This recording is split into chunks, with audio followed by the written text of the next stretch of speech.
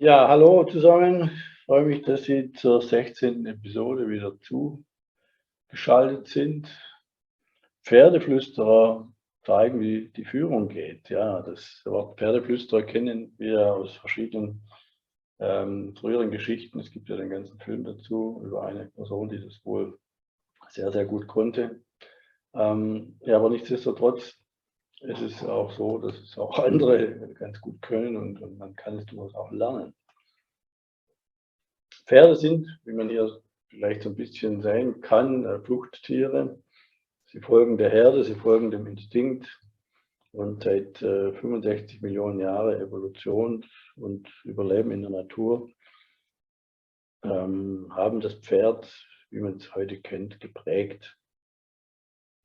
Aber was zu unserer Geschichte besonders gut passt, Pferde spiegeln einem sofort das Führungsverhalten, die Führungsqualität oder auch die Führungsstärke wider.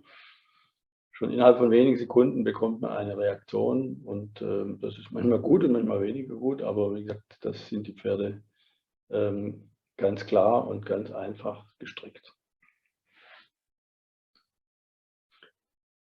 Und es macht einen gewaltigen Unterschied, ob man auf dem Pferd sitzt und es mit den Zügeln lenkt oder wie hier im Bild, man neben dem Pferd herläuft und es mit dem Halfter führt. Am Boden mit dem Halfter, das werden sicherlich viele Reiterinnen und Reiter bestätigen, ist es eine ungleich schwierigere Führungsaufgabe, klare Signale und entsprechende Führungsqualitäten zu beweisen.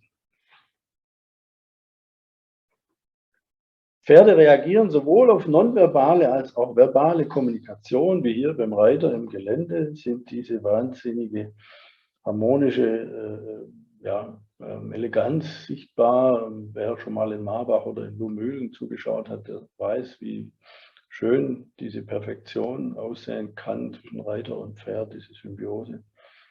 Man ahnt, dass die beiden eigentlich schon fast wie eine Einheit auftreten.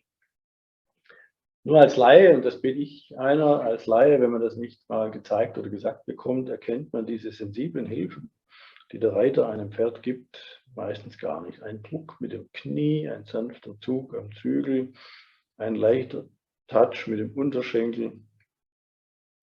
Das sind alles Hilfen, die ein perfekter Reiter geben kann und wie gesagt so sensibel, dass man aus kurzer Distanz schon kaum noch wahrnehmen kann. Ein Ruf vor einem Hindernis oder der Klaps nach einem perfekten Ritt. Aber zur Tierliebe gehört es natürlich auch zu spüren, wann es Sinn macht, aufzuhören.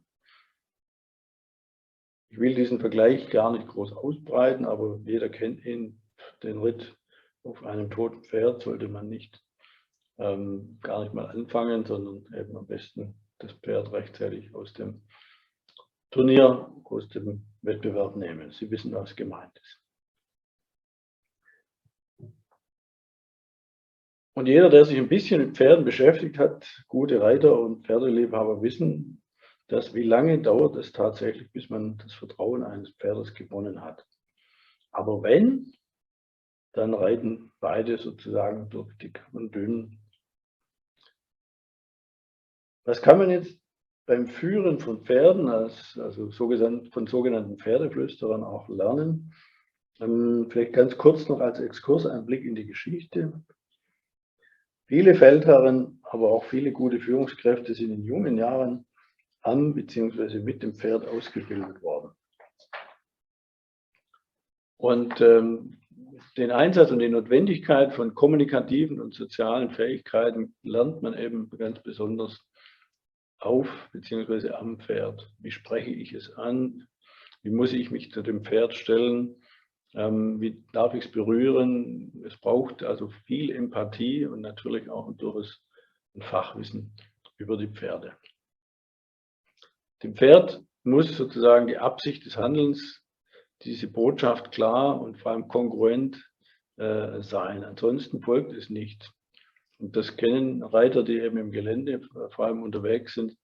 Wenn das dem Pferd nicht klar ist, dann nimmt es auf einmal seinen eigenen Weg und springt nicht über das geplante Hindernis, sondern blockiert oder weicht aus und sucht sozusagen seinen persönlichen Weg. Im Ergebnis Was lernt man als Führungskraft bei der Ausbildung mit Pferden? Eines ist ganz klar, man bekommt Selbstbewusstsein, weil ein Tier, was ca. 500 Kilo, 600 Kilo schwer sein kann, deutlich größer ist, Stockmaß entsprechend 1,60, 1,70, also und ja, da muss man schon ganz klar fokussiert sein, man muss sich auf dieses Tier auch einlassen.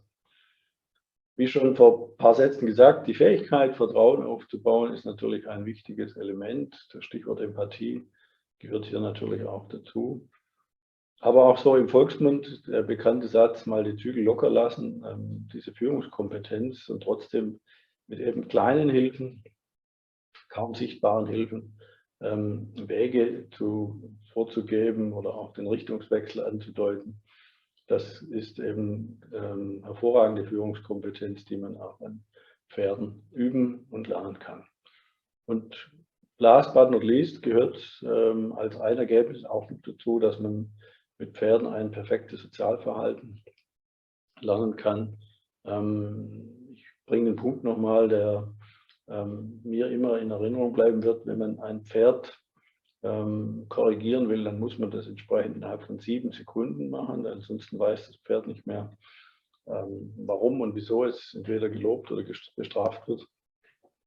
Und am besten kommt es gar nicht so weit, weil man entsprechend durch diese Kongruenz zwischen Handeln und Reden und Ausstrahlung und auch körperliche Bewegungen so klar kommuniziert, dass das Pferd jederzeit weiß, was man von ihm entweder erwartet, beziehungsweise was es nicht erwarten darf. Das sind so Punkte, die man im Bereich der Mitarbeiterführung durchaus einsetzen kann. Deswegen werden durchaus auch sehr viele Schulungen angeboten, die mit so einer Kombination aus Pferd und Führungskräftetraining sehr erfolgreich durchgeführt werden. Ja, das war Nummer 16, Episode Nummer 16. Herzlichen Dank fürs Zuhören. Wie immer die Bitte, wenn Sie Ideen, Anregungen haben, wie man das noch ergänzen kann, dann freue ich mich über ein Feedback. Und in diesem Sinne vielen Dank fürs Zuhören.